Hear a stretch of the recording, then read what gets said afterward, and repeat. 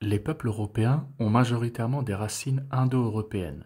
En effet, du Portugal jusqu'en Inde, ces peuples se sont établis dans toute l'Europe, notamment avec l'arrivée des peuples des steppes, puis de la culture Yamna. C'est alors par la linguistique, dès la fin du XVIe siècle, que l'on découvre que ces peuples ont un ancêtre commun, en raison d'une langue spécifique. Il y a 3 preuves linguistiques justifiant l'arrivée des peuples proto-indo-européens en Europe. Tout d'abord, un vocabulaire commun et des racines communes, notamment en ce qui concerne les nombres, les parties du corps, les membres de la famille, les pronoms et enfin les termes divins, religieux et spirituels. Ensuite vient la phonologie qui se caractérise par des phonèmes comparables et par des évolutions phonologiques dont on peut rendre compte par des lois phonétiques identiques. Les alternances vocaliques au niveau des verbes et des noms communs sont comparables. Et enfin, l'indo-européen tel qu'on peut le reconstruire est une langue flexionnelle, avec des déclinaisons et avec un système verbal.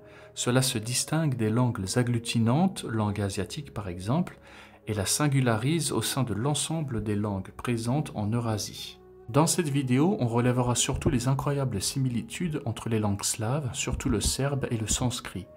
Le sanskrit est une langue indo-européenne de la famille indo-arienne, autrefois parlée dans le sous-continent indien. Commençons tout d'abord par les chiffres et prenons comme support les travaux de la chaîne de Swanik Kumar. On remarque dans cet extrait une forte ressemblance et même des fois mot pour mot, comme pour le chiffre 3. Pour ce qui est des conjugaisons, regardons cet exemple avec le verbe aller en serbe ichi.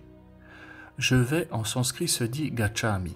Gacha signifie aller et mi étant le pronom personnel je, ce qui donne gachami, je vais. Maintenant du côté serbe, ide signifie aller et me est lui le pronom personnel je. Donc ide plus me donne idem, je vais. Passons maintenant à la deuxième personne du singulier tu vas. En sanskrit, tu vas se dit gachasi. Gacha pour aller. Si le pronom personnel tu. Donc gacha plus si, gachasi. Du côté serbe, tu vas se dit ideš, ide signifiant aller et che, pronom personnel tu. Ide plus che, ideš tu vas. Dernier exemple pour la conjugaison, la première personne du pluriel nous pour le verbe aller. Gachama en sanskrit.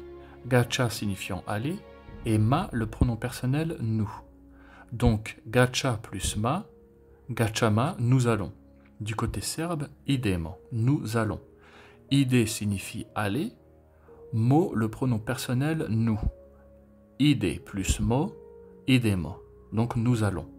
Et enfin, terminons avec du vocabulaire en vous montrant quelques illustrations du sanskrit au serbe. Je vais en même temps vous en citer quelques-unes à chaque fois pour la phonologie. C'est plus agréable ainsi d'entendre toutes ces similitudes. Agani, ogagne, le feu. Aok, onk, oko, les yeux. Antra, unutra, à l'intérieur. Bug, bog, Dieu. Brat, brat, frère. Bala, bela, blanche. Trasa, baiti, strach, boyati, la peur. Budia, budjenia, le réveil. Kasak, chasha, un verre. Chodia, chuda, merveille, miracle. Deti, dete, enfant. Doum, dim, fumée. Din, dan, le jour. Drati, držati, tenir. Dadati, dati, donner. Devika, devojka, fille.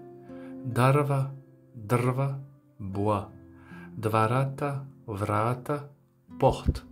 Devi, devica, vierge. Gosti, gosti, invité. Hladan, hladan, froid. Kada, kada, quand. Ko, qui. Kessa, kosa, cheveux. Kuta, kucha, maison. Kriti, sakriti, caché. Lep, lepak, la colle. Lip, lep, joli. Lyubva, lyubav, l'amour. Maïka, maïka, la mer. Mata, mati, la mer, encore une fois.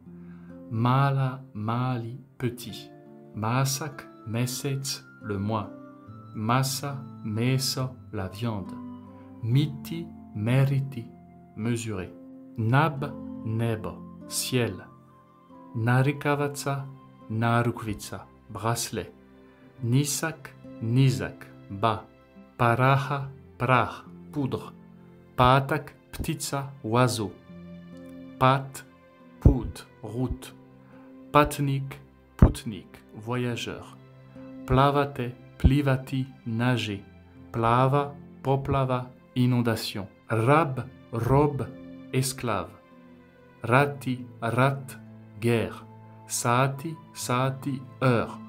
Svasta, svestan, conscient. Sadai, sada, maintenant. Sedati, sedeti, s'asseoir. Sila, sila, puissance, force. Sonu, sin, fils. Sumrt, smrt, mort. Svi, svi, tout le monde. Tata, tata, père. Tamas, tama, ténèbres.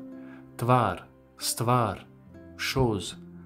Trang, trag, trace. Uda, voda, l'eau. Ubanti, ubiti, tuer. Utistati, ustati, se lever. Visur, vecher, le soir. Vishai, visok, grand, énorme.